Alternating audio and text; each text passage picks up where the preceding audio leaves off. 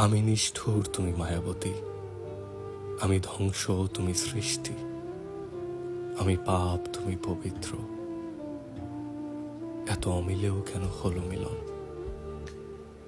কেন কালো অন্তরে ছড়িয়েছিলে ফুলের সুবাস? আমাকে ধ্বংস করার কি অন্য কোনো অস্ত্র ছিল না? এমন কঠিন কষ্ট কেন দেওয়া হচ্ছে আমাকে? তোমার ব্যথায় আমি দগ্ধ হচ্ছি। তোমার কান্না, তোমার আর্তনাদ আমার মস্তিষ্কের প্রতিটি নিউরনকে কাঁপিয়ে তোলে। মনে হয় মাথার ভেতর পোকারা কিলবিল করছে।